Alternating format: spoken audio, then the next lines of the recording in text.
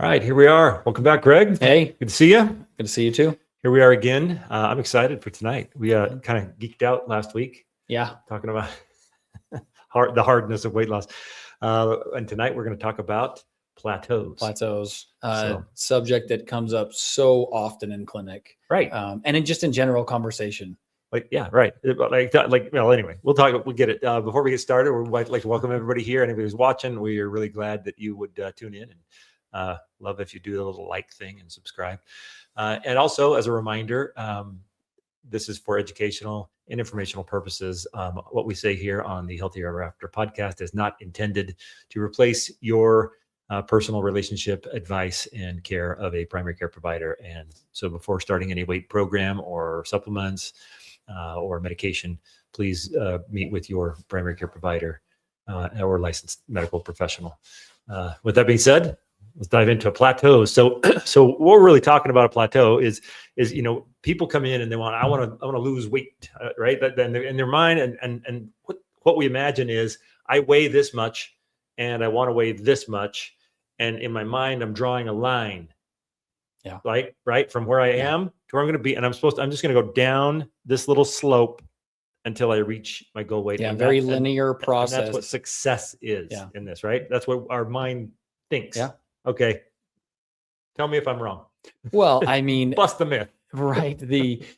Anytime we're talking about weight loss, it tends to be, if it's not early on, it's later. Even if someone's like, hey, I want to start losing weight, but every single time I get to this weight, I feel like I can't go beyond that. I'll start at 190 pounds and I'll get to 160 pounds. And my goal is at 150, but I can't ever make it past 160. And what typically people are referring to, right, is plateaus. If you're not talking about plateaus before you start on this weight loss journey, you will be talking about it usually at some point during this process. And so I really just think it comes down to plateaus are a part of your weight loss journey. It is not a linear, it is not a linear journey or process. Right. We know that this is actually much more up and down, and kind of just generally speaking, trending should be going downward overall, but for a long period of time. Yeah. Right. So today we're going to talk about why plateaus happen physiologically, short of you doing all the things that you're supposed to be doing. Why would your body stop you from losing weight? You're dialed in, maybe you're more active or exercising, you got the eating dialed in.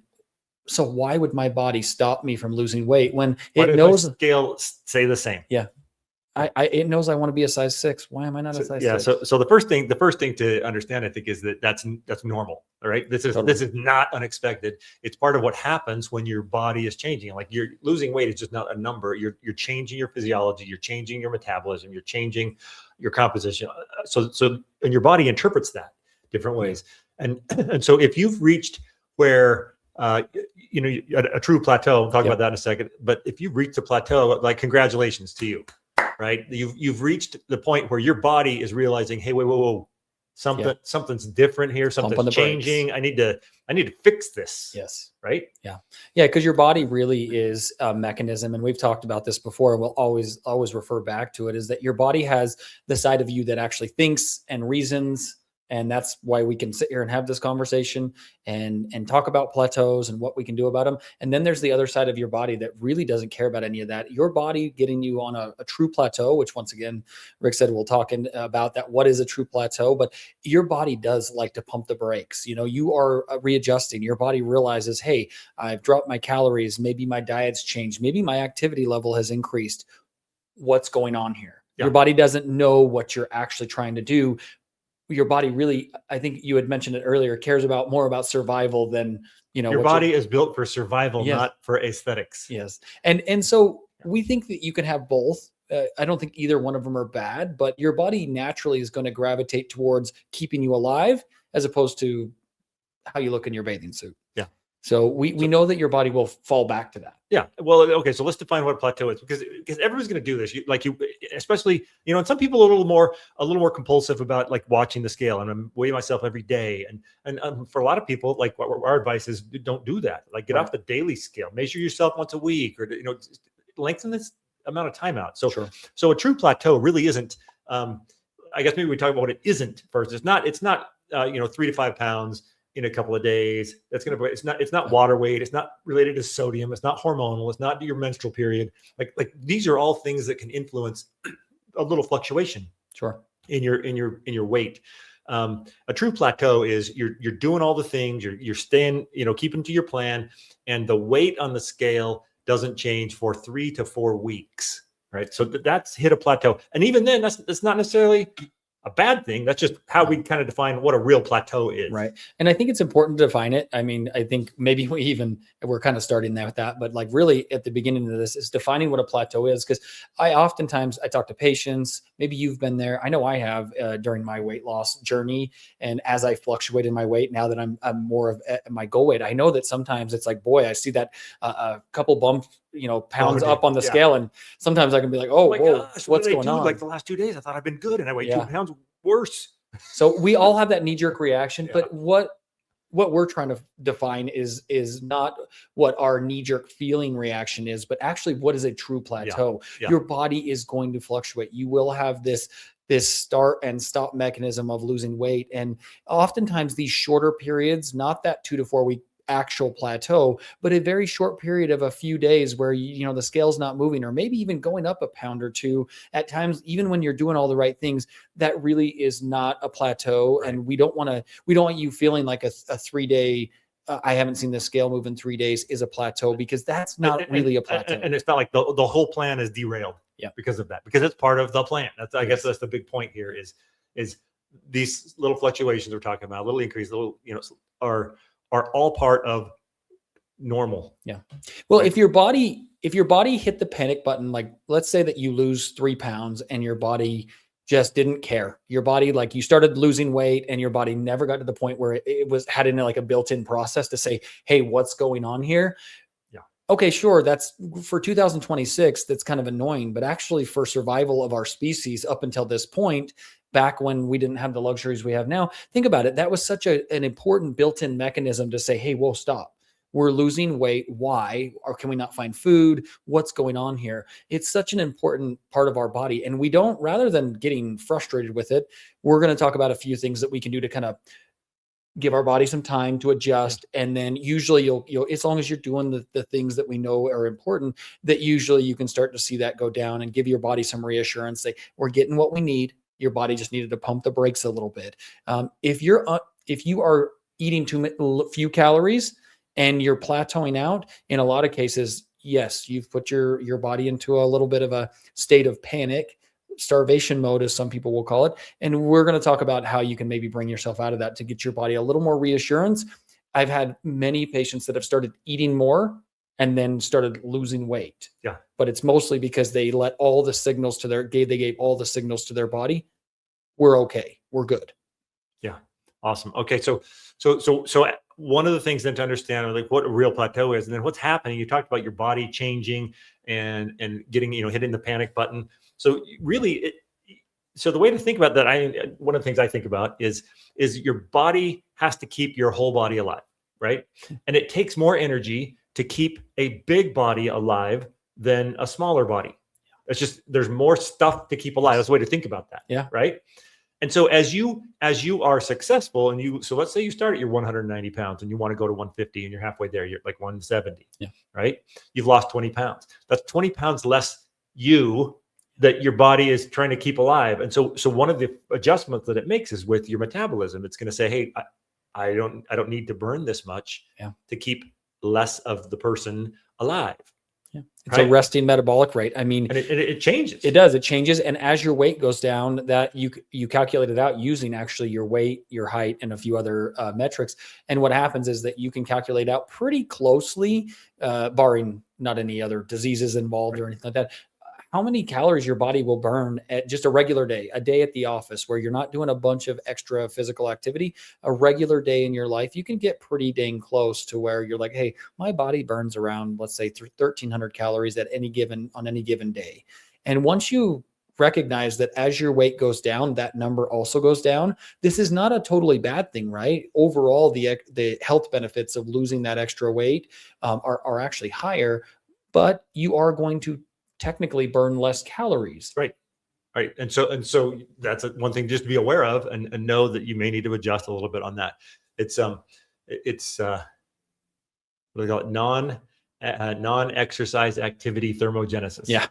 Neat. Big words. It just means what energy your body burns just to be alive. Yes. Right. Without doing extra exercise. It's just your regular, what it's going to take to stay alive that day. And that's going to be less as you are smaller.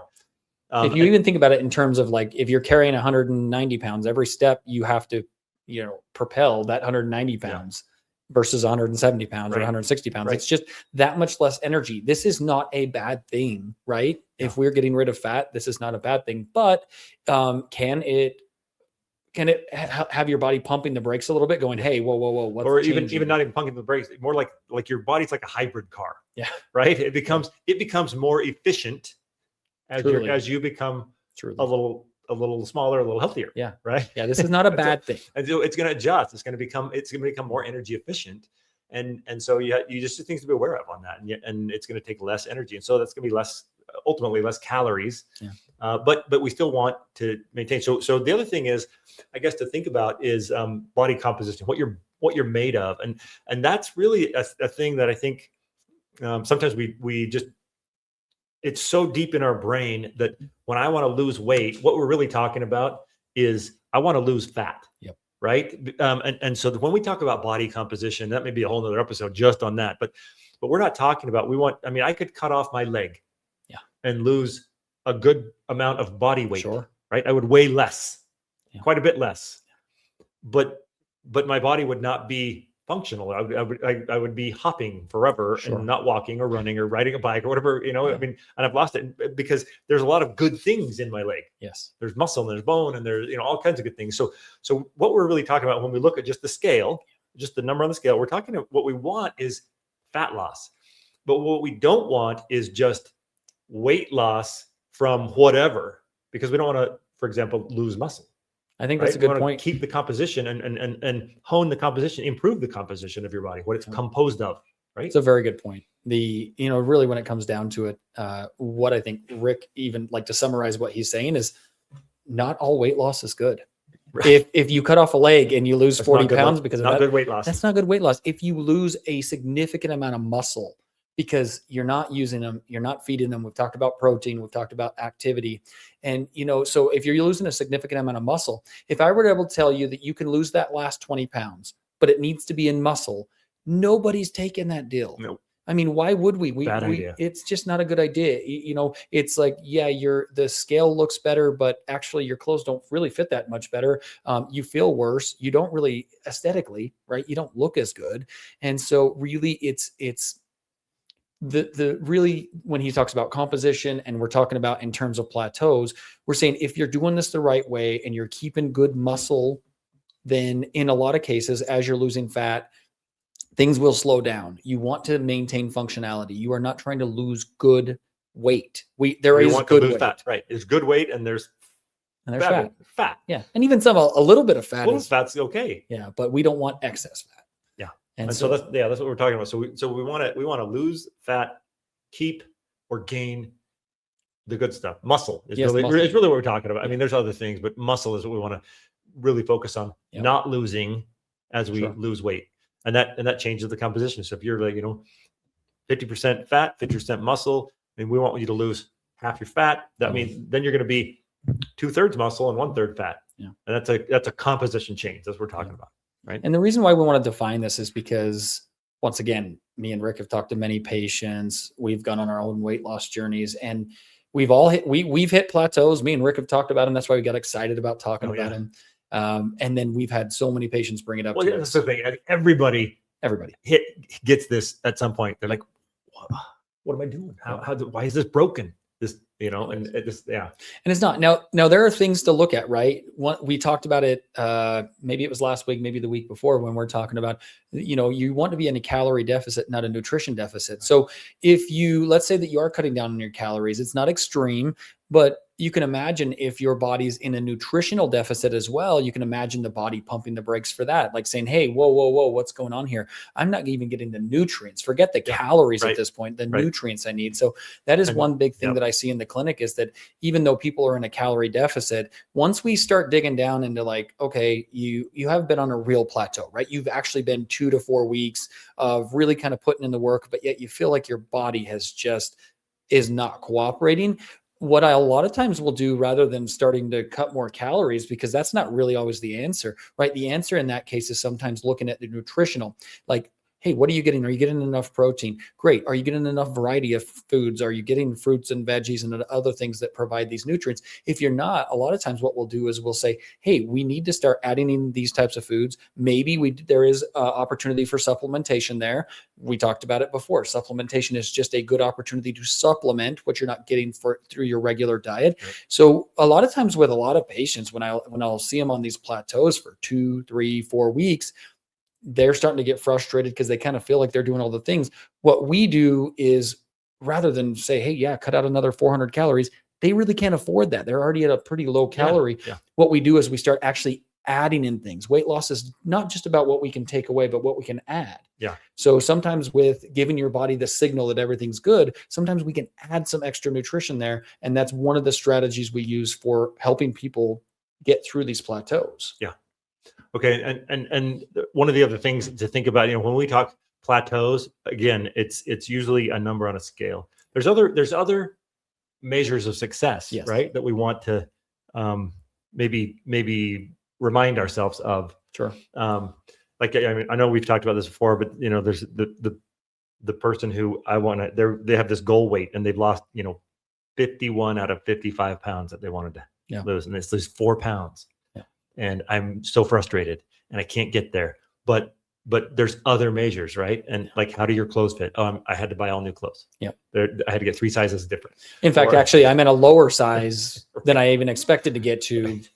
But like, I still keep on staring at this number on the scale as though that's the actual measure of success. When we just know, once again, I mean, going back to it's a silly example, but it's trying to illustrate a bigger point, in that if you cut off your leg, you would weigh less, but it doesn't mean that it's better. It's Right. not more functional, as you had indicated. Yeah. I mean, and that's why a lot of times, even with patients coming in and getting on the composition scale in the clinic, I mean, what happens, right? Their weight stayed the same. They really are. We get them on our scale, and from month to month, truly the weight is the same. Now, but then I'm looking at their fat's gone down, their muscle percentage is up, and they're like, hey, by the way, I've been working out a bunch more and all these things. And I'm like, oh, and they dropped a size in their clothes, yet they feel like they're stagnant. Yes, because they're like, hey, look, and because the scale, the weight, we talked about this before.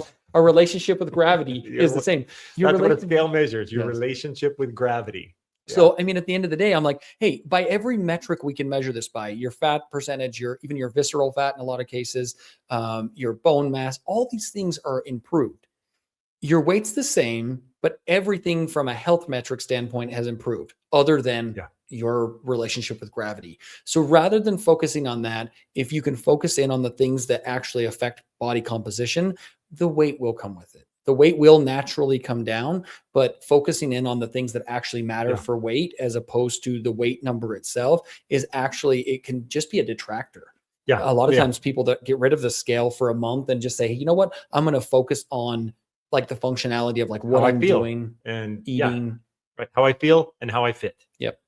And so it's really this interesting dynamic when people stop obsessing with that number on the scale. We use it. It's an objective measurement that we use as part of this process. I mean, the term weight loss, which is what we're talking about, that's exactly what that is, right? It's a simplified way of looking at it. So we always think of that's the first thing we think of.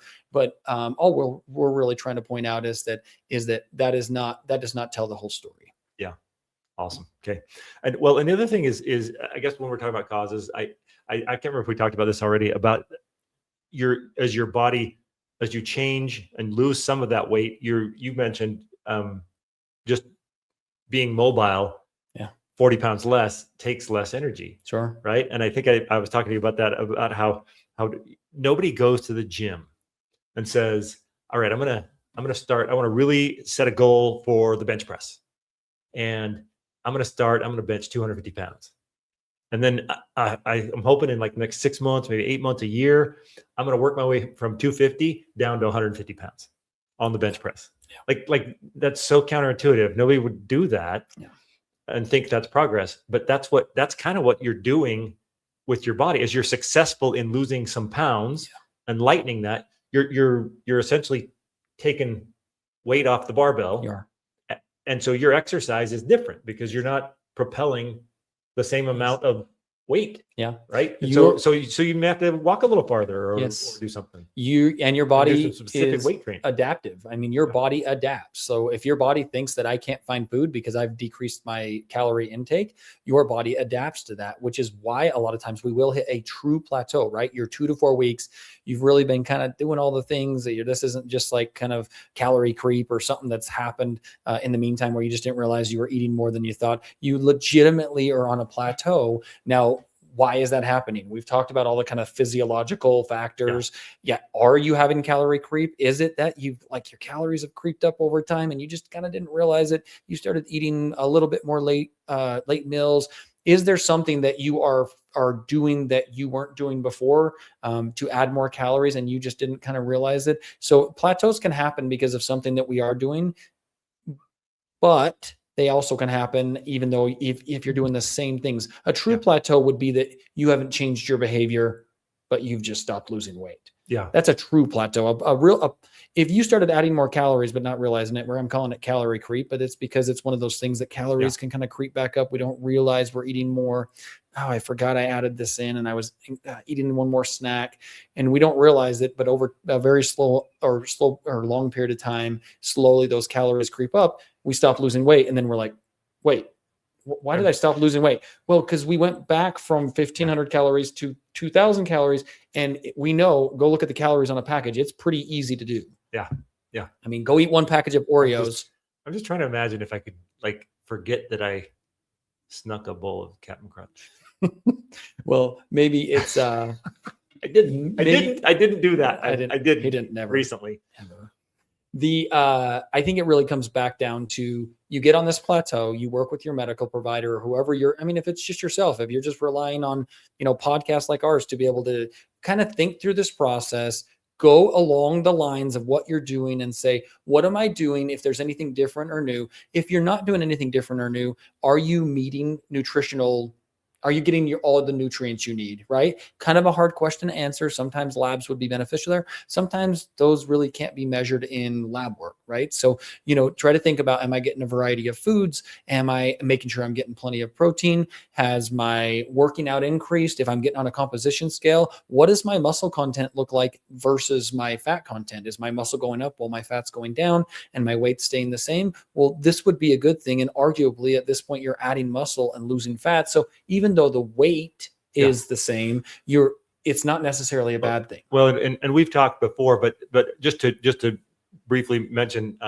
there's a couple other things like your stress level. Oh yeah. And your sleep quality. Absolutely. Those are also two things that if you're worrying about this plateau, those are things to pay attention to. 100%. If you're sleeping well, if you're getting enough sleep, rest to digest. Absolutely. And then if your stress level, and that can vary month to month, week to week, and how you manage that, how well you manage that. Sure. If it's not always about, I'm going to go to the gym and work out harder. Maybe it's I'm going to go to the gym, but I'm also going to do a little yoga or some meditation or whatever it is that helps your mind kind of relieve and not get that stress, because stress is going to lead to stress hormones, which tend to hold on to fat. Well, and then release hunger hormones because your body has no clue why you're stressed out. It thinks maybe you can't find food. So therefore, that's what we call emotional eating. Yes. Right. Like I'm stressed, I'm super stressed, and there goes the Captain Crunch. Yeah. And so it's really, it's a lot of times it's multifactorial. And if you can look, sometimes if you're stressed, let's say that like something unexpected happens with your family. Let's say that, there's some stressors that are out of our control, right? Some stressors are maybe in our control and we can work on those, but there's some stressors in our life that are just out of our control. I've had patients come in, they've been doing great. They've been losing weight every single month they come in. They've been losing the right stuff, right? Their muscles going, percentage anyways is going up. Their fat percentage is going down. They're feeling fantastic. All of a sudden, death in the family, something horrible happens. And now even divorce or anything else like that can be really stressful. All of a sudden they've hit this plateau, a true plateau. They haven't changed anything, but they're not losing weight anymore. Think about it. You're wanting your body to lose weight during an extremely stressful time. Your body has no clue that you're stressed about your relationship or a family member passing or someone being sick. And so your body naturally is going to just really try to hold on to everything because it's a survival mechanism. A lot of times with those patients, I'm like, look, right now you're so hyper focused on the weight loss, and maybe you just need to give your body some time to obviously deal emotionally with what's going on in this stressor and give it more time. Right now, maybe losing weight is not the best thing for you. So maybe give it a minute. Let's just hold on. If we can adjust some things, fine. We can adjust some minor things, but ultimately, a lot of times they go a couple months. We've been on this a little bit of a plateau. The stressor. Yeah. Don't let your stress over weight loss add on to whatever stressful thing is going on in your life. You deal with the stress, remove the stress. Don't add stress about your weight or your trajectory or where you're at. That's psychologically the bad thing to do, right? We don't want to add on stress. Forgive yourself, relieve yourself of that stress, give yourself a break, deal with the things, and you're going to be back on it. It's a very good point. Absolutely. I think sometimes we do, like, now we're worried about not losing weight and the other stressor. And so I think that's a good point by Rick, that, sometimes the weight loss needs to just take a back seat for a second. It's not that we want to lose progress, even if we can maintain for a little while, and let's deal with the big stressor right now that we know is going to take the forefront. And you know what, let's let our body just settle down for a minute. Let's let it work through this. And then as we're able to process and work through that, whatever stressor we have going on, then our body will likely allow us to then continue our journey. But it's not all bad. These plateaus, even though they're oftentimes very frustrating, sometimes we're just even recognizing why your body's going through a plateau and that it's totally normal is all you need to know, is saying, like, hey, being on a plateau is literally my body doing its physiologic functions, reacting to stress. And if it's not, let's say that, for example, once again, you've had something happen to you where it's the calories have gone up a bit. You were working out a lot. Now you're not working out at all. Things are changing. So you need to either change your behavior if it's a behavioral issue, meaning that you've started eating more, you're not working out. But if it's none of that, if you feel like you've been doing pretty dang good, and overall you're staying on the same path, the same good path, then you need to give your body some time to adjust. Yeah, no, that's great. And so specifically with people on GLP-1 medications, for example, that they're great, and we've talked about them. But again, they're a tool. They're not a cheat code. They're not an answer to everything. And you're going to experience the same stuff even on those medications. Yes. Right. And so don't be super hasty about jumping into so like for example, oh my gosh, I hit this plateau. I weigh the same as I did a week and a half ago. I need to up my dose quicker. Or you don't necessarily, those are changes that you don't necessarily need to make on that short term. Yes. Or I'm going to quit. It's not working. This semaglutide, it quit working. Yeah. Well, no, it didn't. Your body is adjusting. Yeah. Yeah. And we have, as medical providers, we've seen it, right? We've seen where it's a legitimate plateau. The patient is reportedly doing everything they can to continue to lose weight, and it's just not happening. In some cases, I have had good success in switching patients from semaglutide to tirzepatide, or adding in another medication, maybe adding in a metformin, or they do pretty good throughout the whole day, but they really are struggling with those nighttime eatings. And so I've added in something to help suppress the appetite a little bit in the evening time, just when they're that struggle time is. All of a sudden what we see is when we add that in, they're able to fight off those demons, so to speak. And now we get back on this nice weight loss momentum that we had. So it's not saying that there can't be anything done from a medicinal standpoint, doing medical weight loss. A lot of times we can have strategies that we can kind of work through some of those plateaus. It doesn't necessarily mean that's always necessary. I've had some people that have done great by just switching medications. And sometimes I think, honestly, as much of that is physiologically how the medication works with your body, I think half of it is just mental. Sometimes we're just changing. And that's, I think, maybe the last thing we want to talk about is just the psychological. We talk a lot about the mind game in this, and a lot of this is psychological. You get that early weight loss. I'm dropping. Oh, this is great. I'm finally on a thing. It's working. I'm losing some pounds. And you get this dopamine reward. Yes. You hit a plateau and it causes some uncertainty. And if it was still working and you don't get the same reward and it doesn't feel as good. And so your mind needs to be prepared for that. And so don't interpret that as failure. That's, I guess, the big takeaway for tonight is don't interpret a plateau as a failure in the overall progress. Yep. The other thing is to extend your long-term thinking, like your mind. And that's, I think, sometimes why we say get off the scale every day. Stop measuring every day, because you'll vary and you'll flip out about 2 pounds or 1 pound or whatever, and so extend that time frame. And we're thinking weight loss. Someone comes to the clinic, says, I really want to start something. I'm serious this time. I want it, whatever. Like, we're not saying, okay, let's set a 3-week plan. Right? I mean, we're talking 12 to 24 months. Yep. I mean, that's the time frame that we really ought to be thinking in. So you train your brain to think a little longer term, and not get held up so much on these tiny little, 1 day to 2 day to 3 day, even a couple of weeks, because 104 weeks is 2 years. That's a lot of weeks. It's a lot of weeks. But it's the time that you need to make these sustainable changes and small adjustments that are become habitual and become, like I said, sustainable, right? Well, and we didn't gain it all. It took you years, whatever weight you're at, it didn't, short of the medical anomalies or some disease process that took place, thyroid disease or something crazy, you did not gain this weight overnight. And so we can't expect to lose it overnight. Right. And by the way, when you gained it, you gained a little bit, then you stopped, hit a plateau, at least on your gain, right? I've never thought of it in reverse, but, but we're thinking about it now. And then you gained a little bit more, then you got to a set weight. So the same way you go up isn't often always the same way you go down, right? Yeah. And so it's really truly that. And I think, to Rick's point about getting away from the scale, sometimes the scale is your friend and sometimes it's your biggest enemy. Some of the most successful patients I've had in clinic, watching these people literally transform their lives, are some of them have actually trashed their home scale, literally thrown it in the garbage. Get rid of it.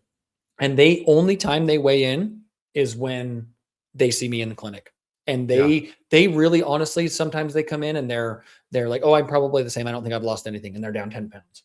And sometimes they come in and they're like, I know I lost weight. My clothes are fitting better. I was skipping to work this morning. And they come in and they're like almost the same. And it goes to show that, like, the weight loss and how you feel are not always in like, the weight loss is not always represent how you feel, and that how you feel is not always about weight loss. So what you're saying is your relationship with gravity does not define your level of health or fitness or wellness. You wouldn't weigh 200 pounds on the moon.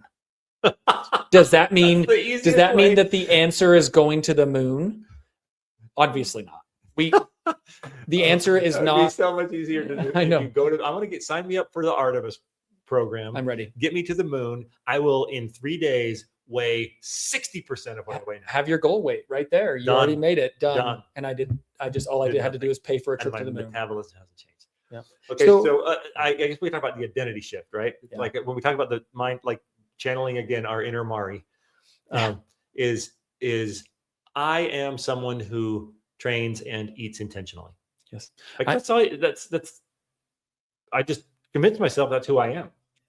And you need to talk like that. I mean, if you come into the clinic, and I have lots of patients that do this, and immediately say, I always hit a plateau at 200 pounds.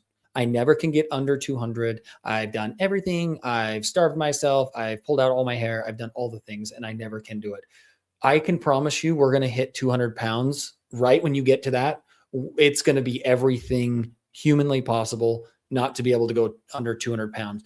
But if we get in the mindset of actually telling ourselves, like, this is actually the time I'm going to get under that 200 pounds. We're going to blow the doors off this thing. And we're getting past that and never looking back. I can't tell you how many times, and I've done it to myself, where we've already identified what we are, what our challenges are, and we've just decided that that's who we are. And when you think about Mari and the way that her approach was on our first or second episode. Second, yeah. And talking about the mindset that you have to go into all of this in life in general, but in weight loss especially, the mental game is so important. So if you convince yourself that you will get stuck at 200 pounds, I can assure you will. Like I Yeah. almost your always body's do going that. to follow what your mind convinces it. And so, yeah, so just, get in a better mindset. And I don't have to care if you have to say it in the mirror 20 times a day or whatever it is, but know that like you don't want to define yourself before this journey has even started. The only thing you're defining is saying that like, I'm going to be successful. I'm going to make this happen. And then talk about what your goals are, not about what your failures are. This has got to be a shift in your mindset. Yeah. And part of that, you just reframe the plateau. Like you realize you hit this plateau and it's not a failure. It's realizing that your body has now reached a point where it needs to be recalibrated. It's realizing that you're realizing that, or your new habits this is your new normal.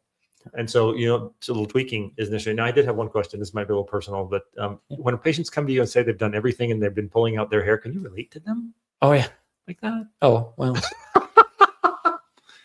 I have pulled out all my hair. I tell them I have literally pulled out all my hair. Pulled out all my hair, and so I can totally relate. This haircut is solely due to plateaus and weight loss. I have pulled out every last strand, and there are no more follicles.